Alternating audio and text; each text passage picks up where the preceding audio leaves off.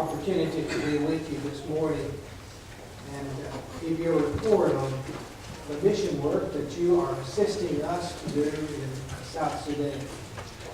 And as I do that, I'm always aware of a passage in Acts the 14th chapter, verse 26 and 27. The setting of this passage is that the Apostle Paul and Barnabas are returning to Antioch from the first missionary journey.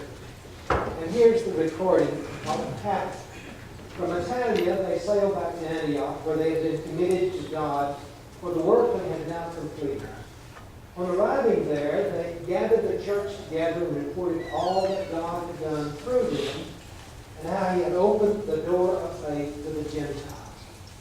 I like to think that as I'm telling you about this work this morning, that we're gathered here and I'm going to report all that God has done that I'm aware of through them and how He has opened the door of faith to the people of South Sudan. Now there's a second passage in Acts, the 21st chapter, verses 17 through 19. In this passage, the Apostle Paul has returned to Jerusalem. And as he has returned, he's giving a report of his work as well. And he says, Luke writes, and when we arrived at Jerusalem, the brothers received us warmly. The next day, Paul and the rest of us went to see James, and all the elders were present. Paul greeted them and reported in detail what God had done among the Gentiles through his ministry. Again, I'd like to think that this morning that what I'm doing and with you this morning is that we're reporting in detail what God has done among the South Sudanese through this ministry. Now, I realize that there are some of you that perhaps were not here the first time I visited with you. Perhaps are not even familiar with the work that we're doing in South Sudan. So if that is the case, I want to give you a brief update or a brief review of what we're doing there, and then we'll get into what progress has been done. I had a man one time point this out to me when he said that don't think that I'm dumb or anything. I said, where in the world is South Sudan? And if you don't know where South Sudan is is the newest country in the world, matter of fact, as of about 5 or 6 years ago. Now then, if you were looking at a map of Africa, and up at the top of this map, and I believe, well, you can barely see it, but up here, where that little red dot is, that's Egypt. Then here is Sudan. And this is South Sudan down here. Now, Sudan is Muslim. There's a 20-25 year war between the Muslims of the north up here who are trying to kill off all the people down here in this part of the country who were not Muslim. And they were Christian, quotation marks. And so, now then, South Sudan is a separate country. Juba is the capital of South Sudan. That's where we fly into when we're working. Now then, Pajok, right here, P-A-J-O-K, is the center of our work. This is where we have our school and other operations. It's kind of the center of everything that we're doing. And so that gives you an idea of where South Sudan is. Now, our primary goal in this work, to remind you of it, is that we feel like that the best thing, the best way that we can go about evangelizing South Sudan is to let the people of South Sudan do the evangelizing. That we support and that we train men who are South Sudanese to go preach to their people. We are very fortunate that we have South Sudanese teachers, African teachers, who can do this. And so that work began in about 2010, and we have constructed and set in operation a preacher training school there. And this is the one in the background there that's got the blue roof. That is the building that we use for the South Sudan Bible School. This will house 20 students at a time, and there's a library there, classroom, 2 dormitory rooms for the students, dining hall for them to eat at, and several storage rooms, all in that building. This is the church building over there with the cross on it. And so this work started in our campus about 2010, and as I say, we're able to house 20 students at one time. And we invite these students to come to our school, and they come and they live on the campus, they live in those buildings, and for 3.5 months. For 5 days a week, every week for that 3.5 months, they go to school all day long, learning the Bible. We do not teach them English, we do not teach them speech or biology or math or anything else. We teach them Bible all day long, 5 days a week for 3.5 months. Then they're sent back home to work. And you can see that they keep their rooms fairly nice. Probably we were going to take a picture. And this is our first graduating class of 20 preachers. And, I began to have when we were first there, I began to have a problem. That I had a hard time telling mothers whose babies were dying for lack of $2 worth of medicines. I had a hard time telling them, I'm sorry your babies are sick, but we're here to preach the gospel to you. We want to tell you that Jesus loves you. We're sorry your babies are sick. And I had a hard time telling them and this group is our people that are there that are sick. I had a hard time telling them that we're sorry their husbands are dying from malaria, when the $2 or $3 worth of medicine would allow them to get well. And so I had a hard time doing that, so we established a clinic. And this is a typical morning in our clinic when these people arrive to see our nurse. And we have 6 people who are on our staff of our clinic there. And we have 3 nurses, matter of fact, a lab technician, a clerk who takes care of everybody, and then the lady in the black top, they had black, they're all black, but the one that's not in white clothing, let me say that she is our custodian. She cleans up from all those other 5 people and all the patients that we see. And so, we established that clinic so that we would be able to tell the people that we're here to preach Jesus. We're concerned about you. And this is the way we can help you. And while we're helping you, we want you to know that it's Jesus who brought this to you, and Christian people. And we listen to the gospel while we talk. So in our staff right now in Pajak, this is what we have. We have 3 Bible teachers in the South Sudan Bible School that are teaching these students. We have 6 clinic workers. I showed you the picture of those just now. We have 3 cooks who take care of feeding those 20 students for 3 meals a day. And we have 2 security guards, and we have 1 maintenance and caretaker. And then we have 1 public school Bible teacher that you support. And I will tell you more about that and introduce him to you in just a moment. So now then, that gives you the background of what we're doing there. If this is kind of new to you, or if you need that remembrance of it. Now then the question is, what have we accomplished in the meantime? This is what we've established. What progress has been done? If I were in your position and you were donating money and funds to a project, a mission project, what I would like to know, if I were sitting where you're sitting right now, I would like to know, okay, we're putting this amount of money into this work. Well, what is being done with the money that we send to? Because we get lots of requests from many places for funds to help us in mission work. So tell us what has been done. So that is the primary purpose that I'm here for this morning, is to bring you up to date and to let you know, okay, this is what you're helping us, and this is what's being accomplished with it. So what progress has been made? Okay, here are our accomplishments so far in this work. The school and the clinic have begun. They're both working. We have graduated in the vicinity of 125 men who are now capable of leading churches and of preaching. 125 approximately men have gone through our school and spent 3.5 months learning the Bible. And we've sent them back then to their home village. We have, in that number, converted several denominational men. Our policy has been, somebody asked me one time, so I feel like I have to say this, why in the world are you allowing denominational men, and so many times denominational preachers, into your school? And our reasoning is that we're there to teach them the Bible. They want to come and learn the Bible, then they're welcome to come.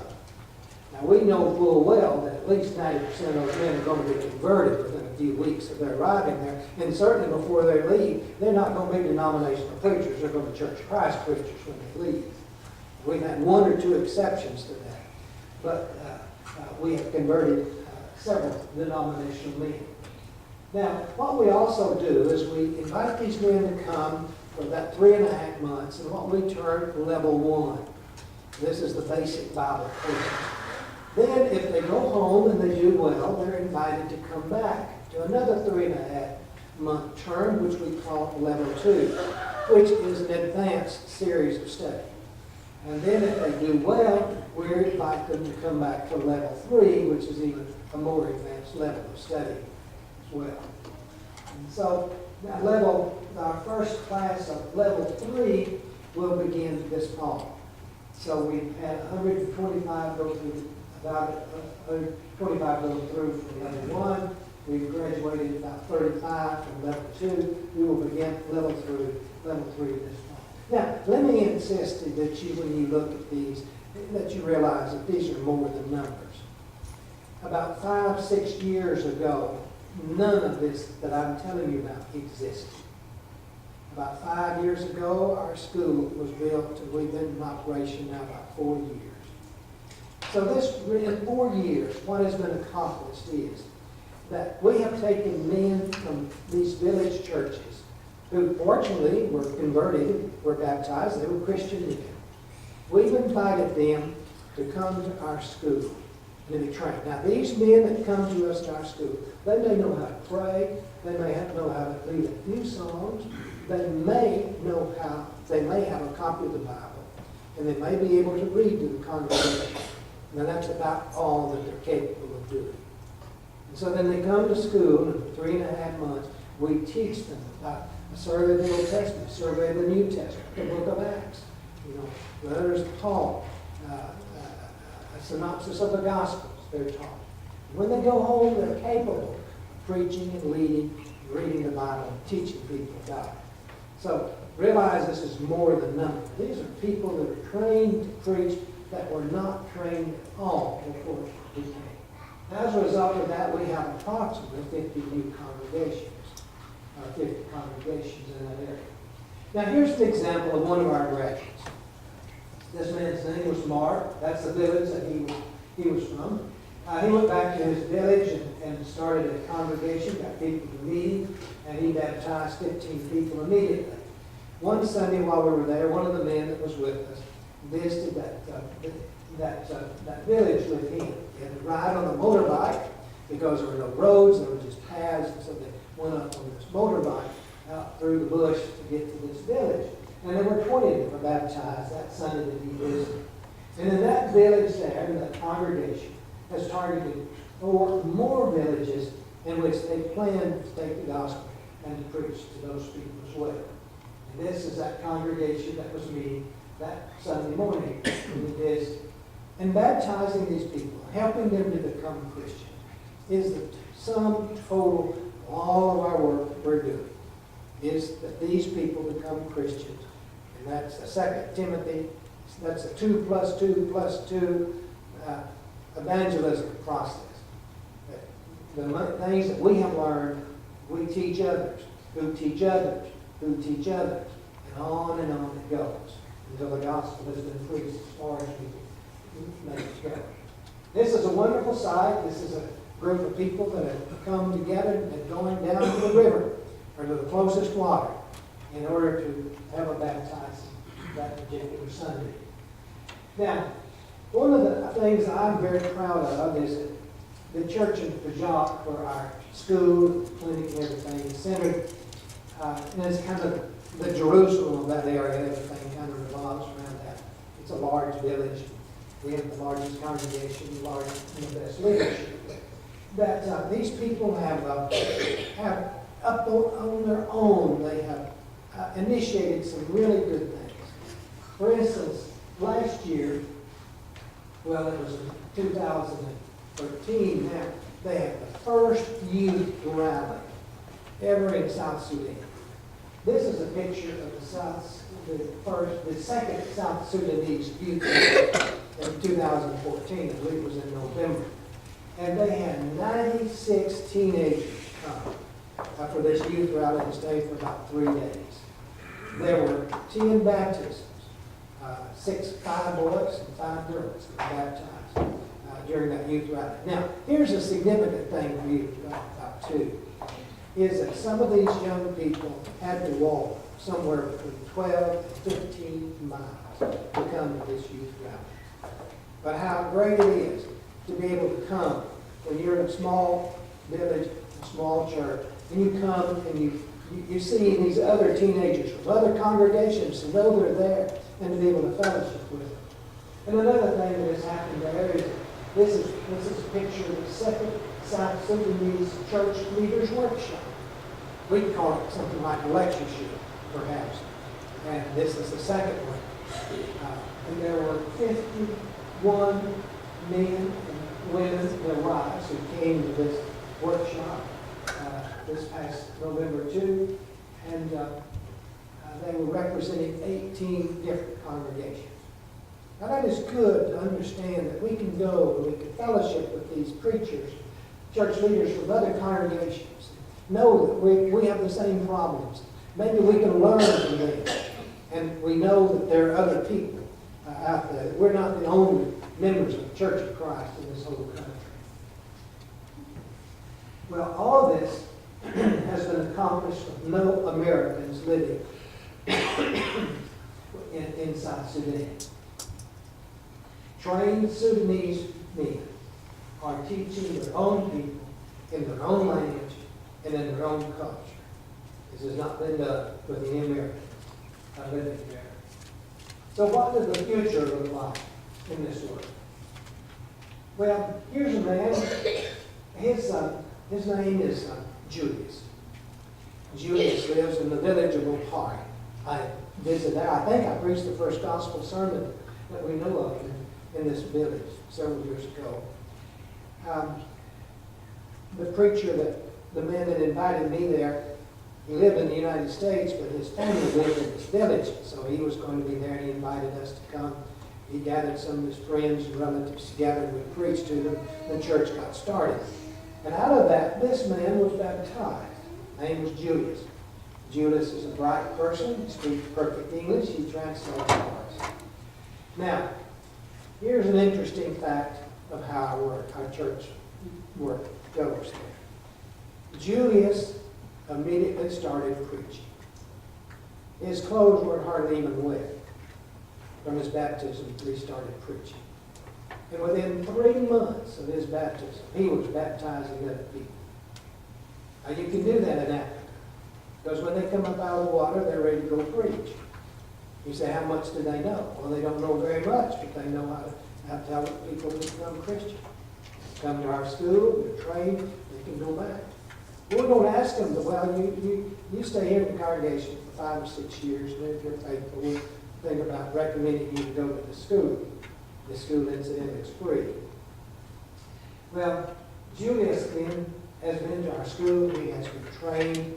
He has brought others from that village to our school. They also have been trained. And church will grow there. Here, this man here, he's got on a pink shirt, but you can't tell it in the picture. This man here, his name is James Sokiri.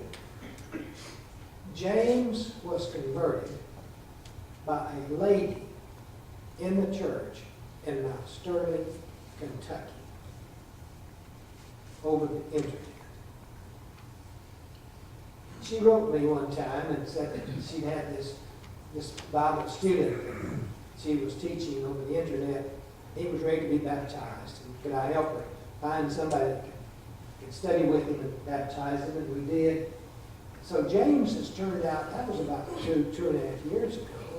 James has turned out to be a real leader of the church in Juba, where he lives. He works for the UN and makes a pretty good salary for a South Sudanese. Now, when James was baptized, he brought with him his brother that we didn't know anything about. James had taught his brother while he was learning, so he brought him along and he was baptized. Now, on a recent trip that I made back there in February, I visited with the church in Juba, the capital city. And that Sunday morning, this man was preaching. And he preached in English, so I could tell what he was saying. And he was doing a good job preaching. This man was one of our graduates. And I was just pleased to know that he was doing such a good job of preaching. Now, this man is James' brother that was baptized when he was. So he came, he was encouraged to come to our school. He came. Now, not only did he come to our school, but he brought a friend with him to go to our school too. See, this is how receptive the people are. Now, we also have this exciting new public school opportunity, which you are participating with us in. In South Sudan, it is mandated by the government that a Bible class should be taught to all the students every day. We can't get away with that in the United States, and who knows how long we'll be able to get away with it in South Sudan, but this is what they want, so we try to comply with it. So, you folks helped us to support John Ocha. John is, his wife, his family here. John came to our school, and he wasn't, I don't know why he was, to tell you the truth, but he was not a Christian when he came to our school and wanted to learn the Bible. He worked as a teacher. There's a public school about a block over across the road from us. It has about 800 to 900 students in it. He was one of the teachers there. He taught English and something else. John very quickly kind of rose to the top.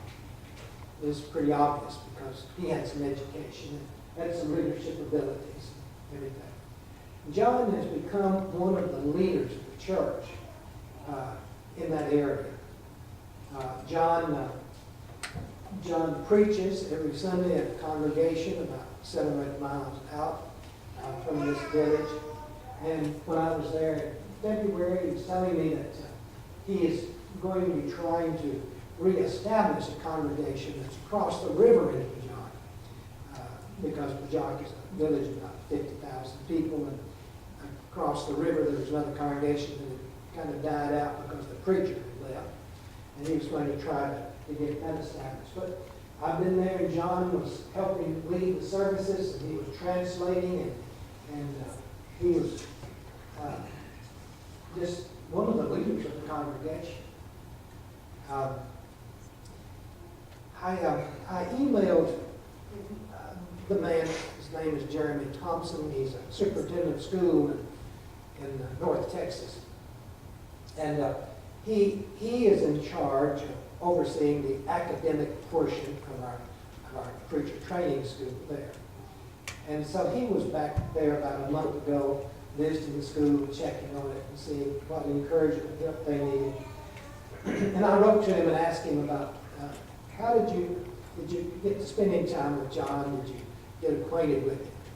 Because John is one of our bright lights there. This is a hard thing for us to do because I have to explain to you, as these men come into our Bible school and they're there as students, it is obvious as then they leave, even while they're students, and then they go back and they're part of the congregation, that some of these men are rising to the top. They're a great deal higher up than the ordinary church leader. And,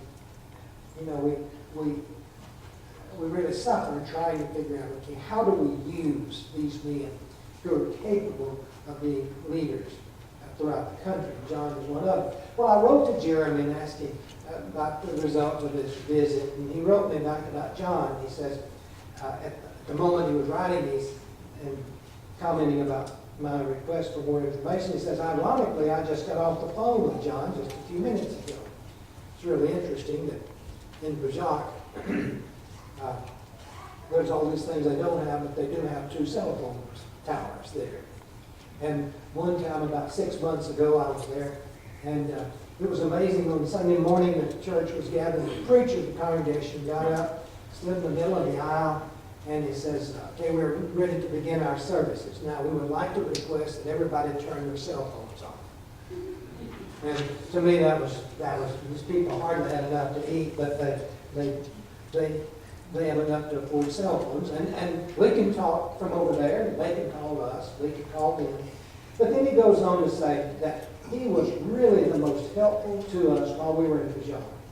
And I feel like he has significant potentials to be a great leader in the church there. Now, because of people knowing about this work of our finishing Bible teacher, John teaches the Bible in that school every day to about those 800 students. And because other schools know about it, they have requested us to send a Bible teacher to their school as well. We haven't been able to do that yet, but we do plan to. Now, we also have a water well drilling program. Healing Hands International in Nashville has on our campus right now a water well drilling rig and a support truck. And they're supposed to be sending a container of supplies over there, hopefully this week. And in about 3 months, they will start the well drilling program. 70% of the illness in Africa is caused by the drinking water. Now, I didn't intend to go that fast. On a recent trip there, about a year and a half ago, I invited the chief of the village, and he's the one with the cane there, the shorter one in the front, and it's with a cane in his hand. I invited him to come over and bring some of his key helpers in the government of the village to come over and take a tour of our campus and our buildings and to visit with us. And they came, he and 4 of his men. The tall man that resided in was chief at the time that they gave us this 24 acres of land on our campus. And as we finished the visit that day, I had taken them on a tour of our Bible school building, the clinic and everything, and we'd gone over everything. And then at the ending, I asked them, do you have any comments about any of my work? Or do you have any suggestions to make? Because I wanted them, as the leaders of the community, to be happy we were there and to be pleased and have a good relationship with these folks. And the tall man there spoke up and said, well, I do have one suggestion. Well, most of the time you ask if they have suggestions, you're to be polite. You don't really mean, give us your suggestions, And that kind of reminded me of a prior visit there one time. One of the church leaders came by and said, some of the sisters would like to meet with you this afternoon. Well, I preached long enough to know that when some of the sisters want to meet with you, they're not meeting to tell you what a good job of preaching you're doing, Now, they have other things in mind. So I was not looking forward to that, but however, that was a nice visit. They just wanted us to help them figure out a way that they could do some work and make some money with it. We thought we might help. So when this man said, I have a suggestion, I thought, uh-oh. He said, I would like to suggest that you build a maternity ward to go along with the clinic here. He said, so many of our ladies are dying in childbirth. Well, I thought as he was saying that, I was thinking, do you understand how expensive that is, how much that's going to cost? Well, I came home and I thought about it. And I went online and did some research and found out that in South Sudan, among medical workers there in maternity, that 1 out of every 10 babies in South Sudan dies in childbirth. And that 1 of every 7 mothers die in childbirth. Now, when I was there, just recently, I asked several people. I asked the chief, and I asked some of the church leaders. They did not know why I was asking. I asked them this question. If you had a choice of our building an orphan home here, a home for orphans in the village, or building a maternity clinic, which would you choose? And every one of them said we would choose the maternity clinic. But that is most needed in our community. Well, when a lady is having trouble delivering a baby, and they know that she perhaps is close to death, it's a whole day's drive to the closest hospital where she can find a doctor and help, and probably $100 of expense. And I've had people there tell me that women are not making it hospital, they die on the way. And of course, very few of them have $100. That's the amount, that's the equivalent of a year's income for people in South Sudan. So anyway, we have decided to build a maternity ward, and that goes with our clinic there at the job. The interesting thing about this is that, and I hope I'm not telling you more than you want to hear, but you asked me to give a report, and I have a lot to report. You should just understand how much I'm not telling you, that I would like to, because I know you want to go home with your supper. And the people in Prajat learned we were doing this because one of our church leaders there and the chief went around the whole village and told them about this story of our building this maternity clinic, and they took up a collection. And when I arrived, they had a little over $2,000 in American money, which is over 10,000 South Sudanese pounds that they had collected to go toward this. And so, wanting them to know that we were not just taking their money and nothing ever done with it, I purchased 20,000 bricks, which is what we think it would take to build this building. And they started delivering them so they would know that we're using their money. It's going to be something they could come down and look at 20,000 bricks if they would like to. And so this is being built. The other thing that most of you are familiar with is the war. The war has brought two great challenges to us. One of them is the emergency food assistance, because there have been so many Christians, people in the church who had to leave their homes because of the fighting in the war. And some of them have traveled and walked for like 30 days trying to get to a safe area where there's another congregation, and they've drunk water from muddy streams, sometimes puddles in the middle of the road, which is, they told us they've done that, or they eat grass and leaves to try to stay alive. So we assisted them in some emergency food assistance. And then the second was that this offers a perfect evangelism opportunity. This, I think I'm breathing on this remote moving. Don't tell me. It's a perfect evangelism opportunity. Now, if you would look over there where the red arrow is, there are people from South Sudan that are leaving South Sudan because of the fighting, and they're going down to UN refugee camps in Ethiopia. There are about 750,000 people in refugee camps in Ethiopia, South Sudanese. And down here where the green arrow is, people are leaving that area and going to refugee camps in Uganda. Now, all of our efforts up to this time that we've been telling you about here in Juba and in this whole area of Punjab, this whole area, that was caused because back during the previous big war, there was a refugee camp down here in Uganda in which about 3,500 people were baptized. Then not all of these people, when the war ended, these people went back to their home villages and they established churches. And it is from those churches that we get the resource men to come to our school to retrain preachers. All of that work started in refugee camps in Uganda. Now, our thought is that if we can assist these people in these refugee camps by supplying preachers in Ethiopia and in Uganda, these people have nothing to do all day while they're in this refugee camp, except sit around under a tree and visit or, drink beer. They can make their own beer, right? And that's all they have to do. And so you'd like them to come to church. If you're preaching, they're glad to come. And so we have started that work.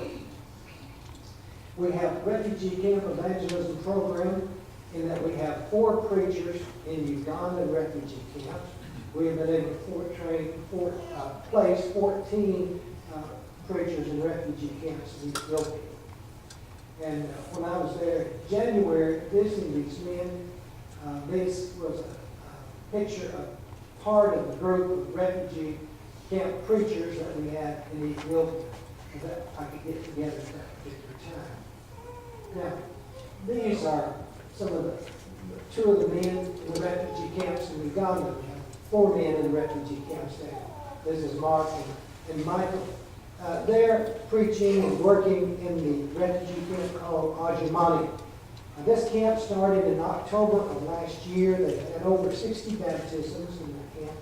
March the 1st and March the 3rd, I got an email from someone that they passed this information on to.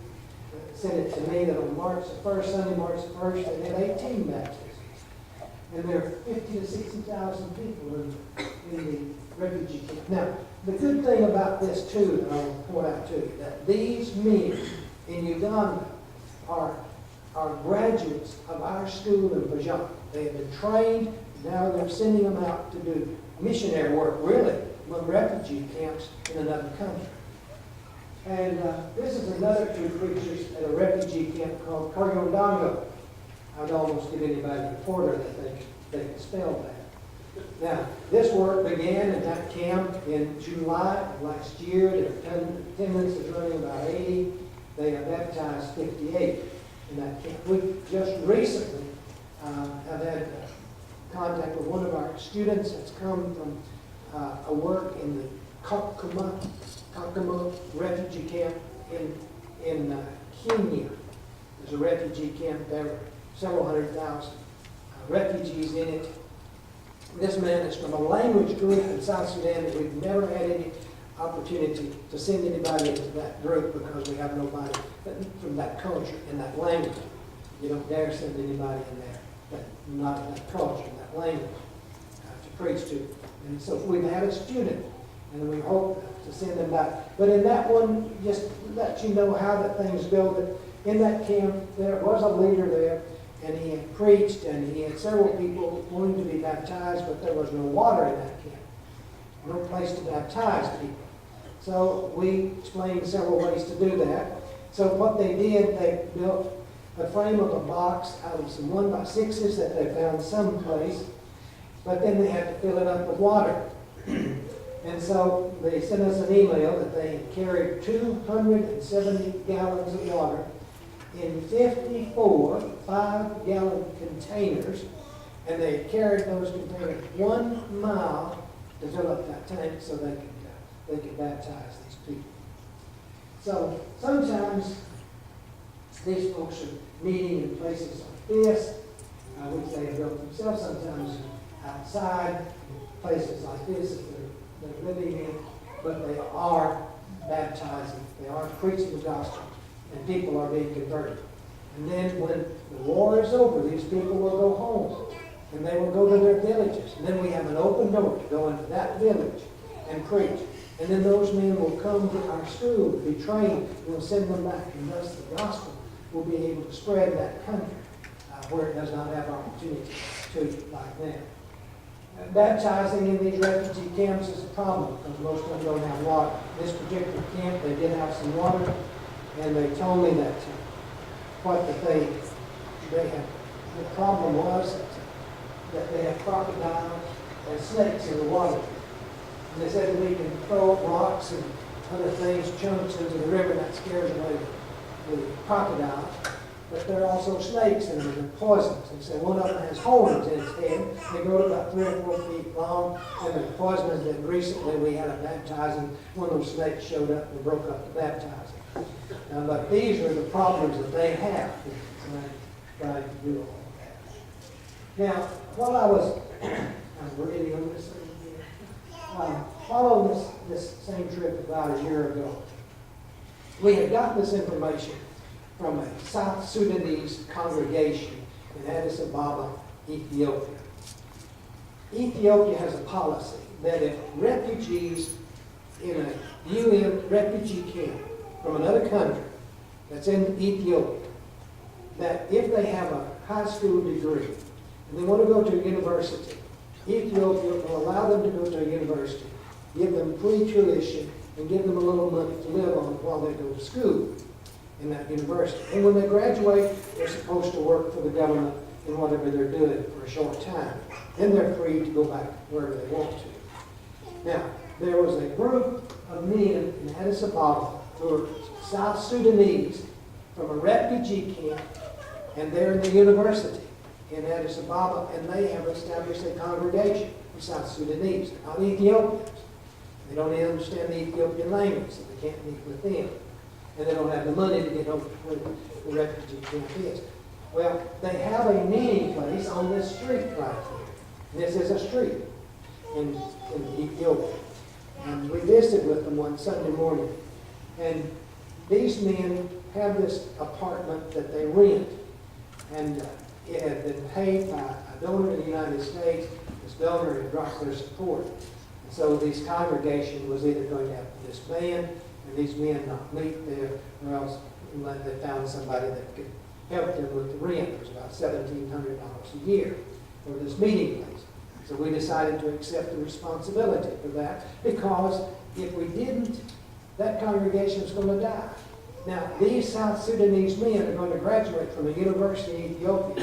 In a few years, they'll be able to go back to South Sudan, and they'll go back as doctors or as accountants or as business people with university degrees, and will be educated leaders of the church. And this is an outstanding goal that we have that will happen. So this was the meeting of those men in that particular time. So finally, brothers, our desire is that you do the same for us as Paul asked the Thessalonians to do. He said, finally, brothers, pray for us, that the message of the Lord is spread rapidly to be honored, just as it was for you. Now, there is one more. There it is. One more. I want you to see this. I have often found that the most popular part of my presentation about the work in South Sudan is the questions that people in the audience have that they'd like to ask us about. Because sometimes what I'm saying brings them all kinds of questions in their mind that I would never touch in a presentation. So, we can take a minute or two if you have any questions about anything that we're doing there that we brought up. Yes? I've always wondered how come $2 of our money could get so much over there, and do they subsidize it or what? No, you're not going to be happy with this answer. But medicine in the United States costs about 10 times what it does in another country. And we can buy probably about $10 to $20 dose of medicine. While we would spend $10 to $20 for in the United States, we can buy $2 to $3. Now, our medicine for that clinic is considerable. We spend about $5,000 every 3 months just supplying medicine. But, we're keeping people alive. I've been in that clinic, and there are people laying in that bed over there, and I thought, those people are not going to live very long. I would have been surprised they lived through the night. So the next day, I'd ask a nurse, what happened to that person that was laying on the bed? It's over. They got well and went home. And I see people like that all the time, that they wouldn't live, I know, if it wasn't for the medicine there. And we're the only clinic in that vicinity that has medicine. There's a couple of other clinics, and they can tell them what's wrong with them, but they say, we don't have any medicine. If you want some medicine, you have to go down to the Church of Christ Clinic. They have medicine there. That's what it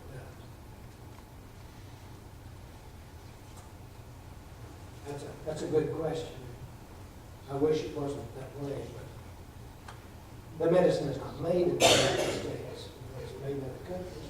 It works. Anything else that God brought up that you'd like to? This your last chance. As far as the safety there at that facility, I know that there have been many events there in that country in the last couple of years. Have you been faced with any challenges as far as people trying to come in and cause harm to the village? No. And that is a providential thing to us that the Lord has blessed us with, is that our work began with a group of very gentle people.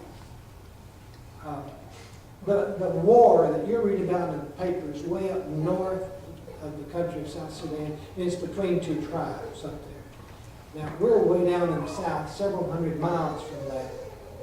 Our people are very peace-loving in that area. There has been no problem. No people from the north have come down. The only thing we've ever had was we did have a person from one of those tribes, I think a person from another tribe, and in our school. And we heard rumors that in the dorm rooms there was some arguing going on. And so we settled that.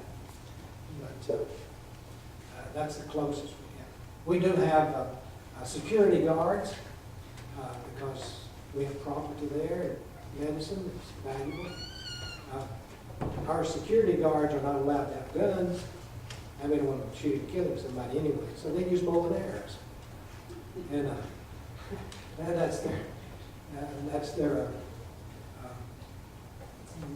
firepower. But one of those arrows can like quite a bit of hurt to somebody. So when they come back to our clinic the next day, I had an arrow dealt with, we know who it was. They was trying to break in steal something. Well, we do appreciate the support of the congregation here in this work. Appreciate it greatly. Appreciate your patience. I didn't see anybody sleeping. I wasn't paying real close attention to everything in front. So we appreciate it a great deal. And hope that you will understand and feel good about what is being accomplished with the support that you're providing for this work in South Sudan. Now, we are going to end with an invitation. Perhaps something has been said. I know someone here feel like their life is not right with God and others. And if we can pray with you to God on your behalf, or if something has been said that has led you to believe that today you want to be baptized. We're going to stand and sing this invitation song. We invite you to come and let us know how we can